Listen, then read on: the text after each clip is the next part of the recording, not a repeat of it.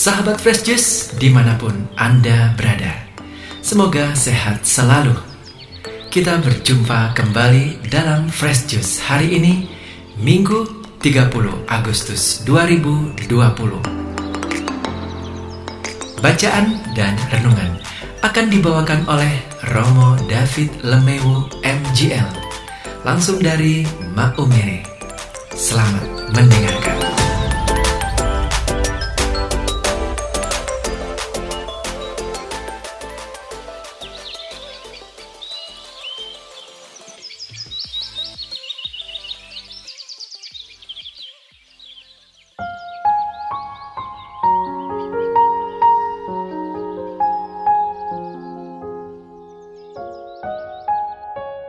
Salam damai sejahtera para pencinta Fresh Juice dimanapun Anda berada. Saya Romo David Lemewu dari Missionaries of God's Love, Misionaris Cinta Kasih Allah di kota Maumere, Flores, Indonesia. Senang sekali mendapat kesempatan kembali untuk membagikan renungan pada hari Minggu ini. Bacaan Injil kita hari ini diambil dari Injil menurut Matius bab 16 ayat 21 sampai 27. Sekali peristiwa Yesus menyatakan kepada murid-muridnya bahwa ia harus pergi ke Yerusalem dan menanggung banyak penderitaan dari pihak tua-tua, imam-imam kepala dan ahli-ahli Taurat, lalu dibunuh dan dibangkitkan pada hari ketiga. Tetapi Petrus menarik Yesus ke samping dan menegur dia. Katanya, "Tuhan, kiranya Allah menjauhkan hal itu.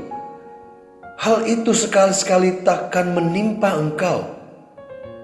Maka Yesus berpaling dan berkata kepada Petrus, "Enyahlah iblis.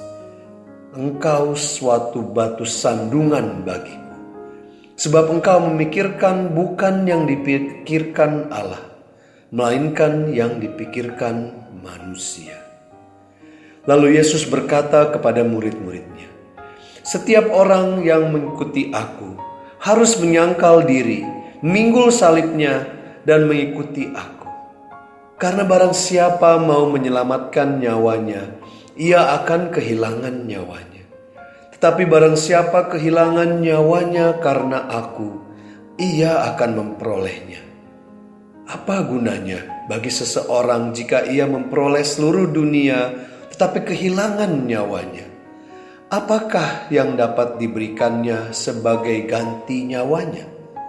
Sebab Anak Manusia akan datang dalam kemuliaan Bapanya diiringi malaikat-malaikatnya. Pada waktu itu, ia akan membalas setiap orang setimpal dengan perbuatannya." Demikianlah Injil Tuhan. Saudara-saudari yang terkasih dalam Kristus, ajakan atau undangan untuk memanggul salib kita, salib Kristus, itu bukanlah suatu hal yang baru untuk kita pengikut Kristus, bahwa salib penderitaan itu adalah bagian yang utama dan inti, bahkan melebihi daripada kesejahteraan atau bahkan kenyamanan hidup. Tapi kadang kita kalau sudah mau melihat tentang salib dan penderitaan, lebih cepat kita menganggap itu adalah hal yang mengerikan atau menakutkan atau terlalu berat untuk kita lewati. Akhirnya itu hanya menjadi ide yang hebat saja, tapi kenyataannya kita cepat sekali lari daripada salib yang harus kita hadapi. Jadi hari ini saya mau melihat salib Kristus, undangan untuk mengangkat salibnya itu dari sisi yang agak lain. Saya mau melihat itu dari sisi bujukan ilahi. rayuan ilahi. Di bacaan pertama hari ini di kitab Yeremia, Nabi Yeremia yang dalam seluruh kehidupannya itu penuh dengan penderitaan. Dia diolok, dia dikucilkan, dia dijauhi dari sejak dia muda sampai dia tua berpuluh-puluh tahun karena panggilan Tuhan. Ia mengatakan di sini, kata Nabi Yeremia, "Engkau telah membujuk aku ya Tuhan, dan aku telah membiarkan diriku kau bujuk. Engkau terlalu kuat bagiku, dan engkau menundukkan aku." Di sini kita lihat bahwa Nabi Yeremia tidak lagi bisa melawan, bahwa bujukan rayuan Tuhan itu terlalu hebat untuk dia. Mungkin kalau kita mau lihat Tuhan Yesus, ya Yesus kan memang Tuhan, jadi tidak mungkin lagi dia dibujuk oleh Tuhan sendiri. Tapi bagaimana dengan Nabi Yeremia? Bagaimana dengan santo-santa yang sejak dari abad pertama sampai abad ke-20 itu semua memanggul salib mereka, dan mereka sepertinya tidak lagi bisa melawan rayuan Tuhan. Lalu apa sih maksudnya Romo David ini tentang rayuan, bujukan ilahi ini? Ya, apakah ini seperti rayuan gombal kalau sedang pacaran, kata-kata indah yang gombal, atau mungkin lagu yang sangat mesra? Apakah itu? Apakah Tuhan seperti itu? Ya, sampai kita berbunga-bunga, sampai kita tidak lagi, kita sepertinya sudah kita tergoda sekali dengan rayuan Tuhan. Ya. Kalau kita lihat hari ini bahwa Tuhan Yesus setelah dia mengatakan dia akan disalib, lalu ada rayuan, ya, rayuan yang datang lewat Petrus. Rayuannya adalah sepertinya baik sekali ya. Petrus sepertinya mendoakan atau bilang, janganlah sekali-sekali ya itu terjadi pada engkau Tuhan. Ya, aku akan membela engkau. Ya. Lalu tiba-tiba Tuhan Yesus mengatakan, ya, enyah daripadaku iblis, ya. Karena pikiranmu itu bukan pikiran Allah, ya. Sepertinya itu ada rayuan kepada Yesus yang langsung dia tolak karena dia tahu itu bukan rayuan dari Allah, tapi itu rayuan dari iblis yang datang kepada Petrus. Walaupun Petrus, ya, minggu lalu kita dengar bahwa Petrus dengan sebegitu hebatnya dipengaruhi oleh Roh Kudus mengatakan, Yesus, kamu adalah anak Allah, kamu adalah Mesias. Lalu minggu depan orang yang sama, Petrus, paus kita yang pertama, menjadi sumber rayuan daripada sang iblis. Itu 180 derajat, ya. Jadi kalau kita pun hidupnya kadang-kadang tiba-tiba 180 derajat, ya jangan terlalu kecewa. Karena paus pertama pun juga seperti itu dulunya. Lalu rayuan ilahi ini seperti apa ya, sampai Nabi Yeremia tidak bisa melawan lagi, ya.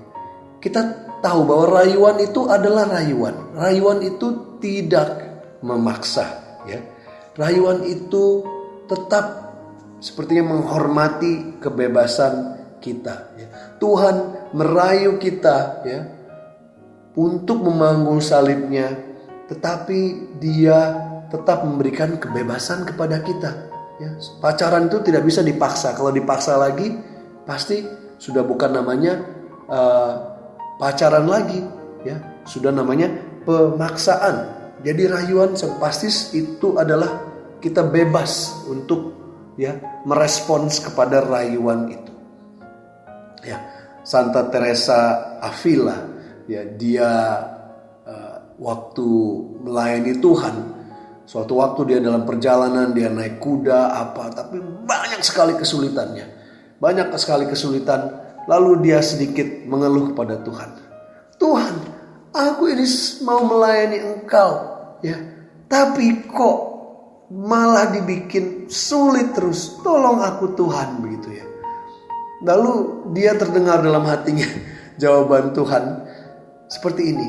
Ya, itu memang yang saya lakukan kepada teman-teman saya.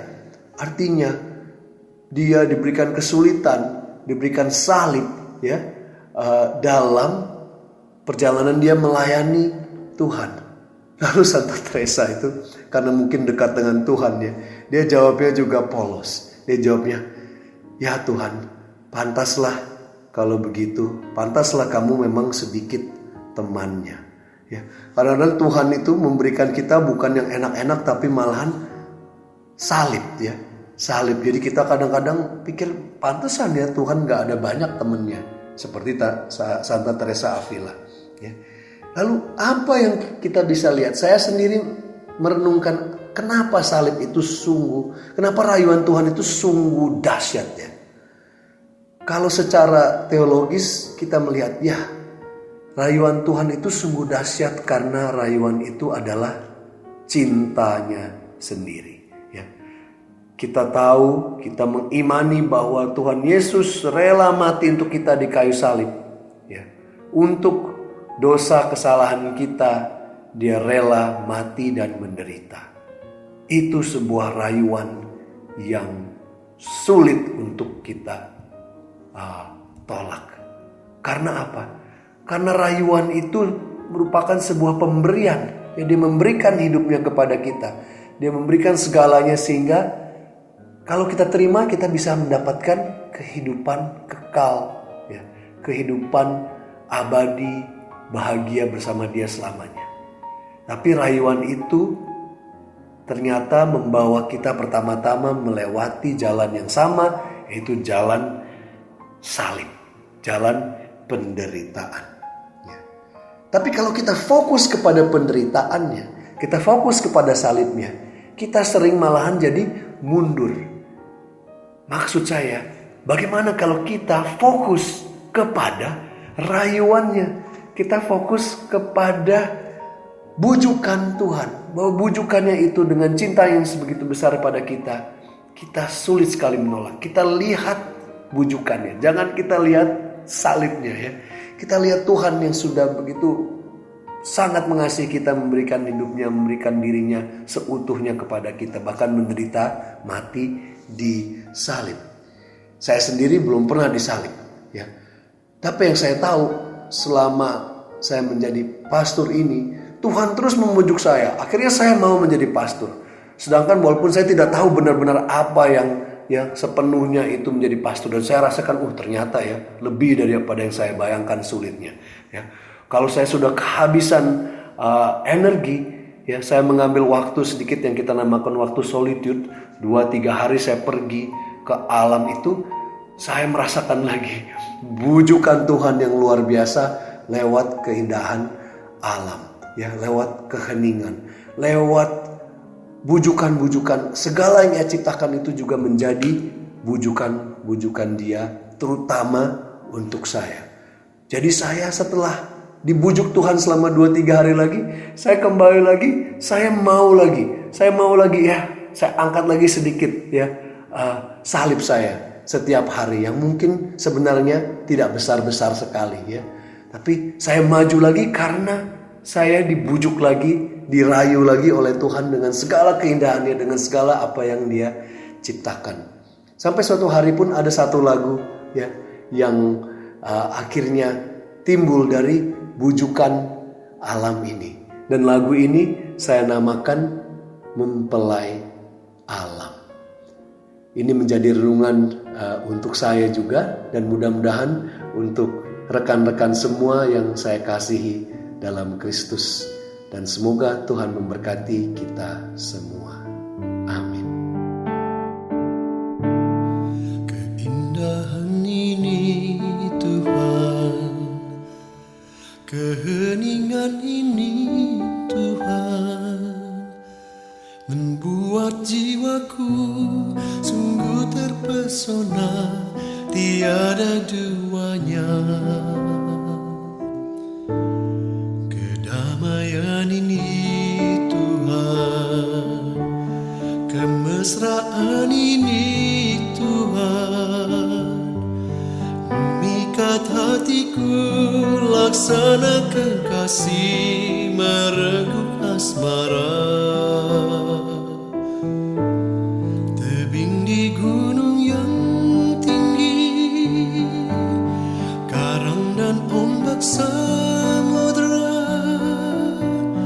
elang terbang mengangkasa, awan dicumbu sang surya, kecupan cinta ilahi, janjimu tak teringkari, ku tak bisa ke lain hati, menanti sang kekasih, menanti sang kekasih.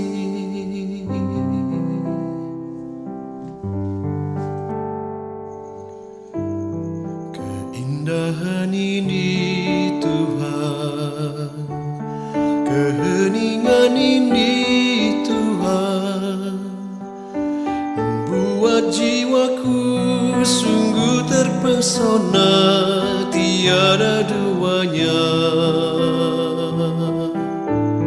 Kedamaian ini Tuhan, kemesraan ini Tuhan, memikat hatiku, laksana kekasih mereguk asmara. Tebing di gunung yang tinggi, karang dan ombak samudra, elang terbang mengangkasa, awan dicumbu sang surya, kecupan cinta ilahi, janjimu tak teringkari, ku tak bisa ke lain hati, menanti sang kekasih, menanti sang kekasih.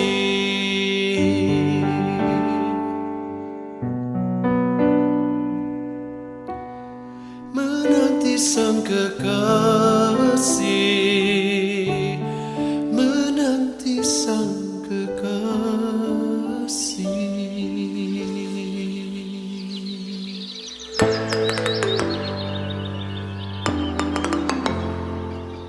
Sahabat Fresh Juice, kita baru saja mendengarkan Fresh Juice Minggu 30 Agustus 2020.